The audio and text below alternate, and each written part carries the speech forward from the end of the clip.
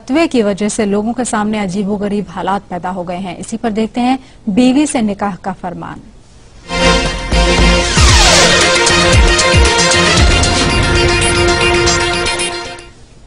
तो मुरादाबाद में एक गांव में फतवे की वजह से लोग जो हैं वो अजीबोगरीब हालात से गुजर रहे हैं। देवबंदी मत के इमाम से पढ़ाई गई जनाजे की नमाज के कारण बरेलवी मत के लोगों को फिर से निकाह करने का फतवा आ गया।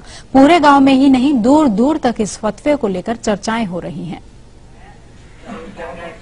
मुरादाबाद के थाना पाकबाड़ा के अहरौला माफी गांव में इन दिनों निकाहों का दौर चल रहा है, लेकिन ये निकाह किसी रस्म के तहत नहीं बल्कि पश्चाताप की वजह से हो रहे हैं।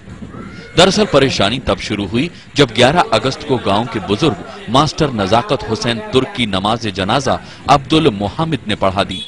मामला तब उलझ गया जब मालूम चला कि नजाकत हुसैन तो बरेलवी मसलक के थे और नमाज जनाजा पढ़ा दी देवबंदी मसलक के इमाम ने।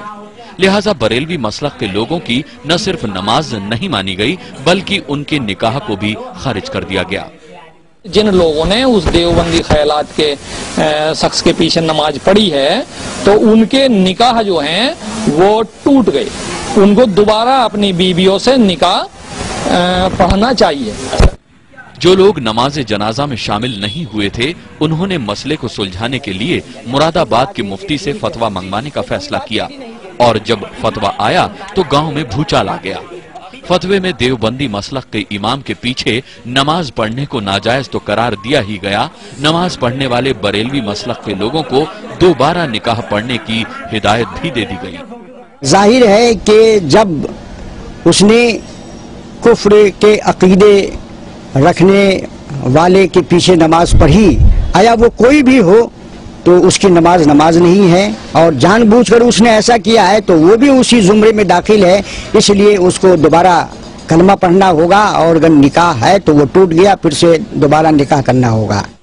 इस फतवे से गांव में अफरा तफरी मच गई। ईमान को पुख्ता करने का दौर शुरू हुआ और गांव में दोबारा निकाह पढ़ने की प्रक्रिया भी शुरू हो गई। अब तक सैकड़ों लोगों का निकाह पढ़ा जा चुका है। राजुल राज, सहारा न्यूज ब्यूरो, मुरादाबाद।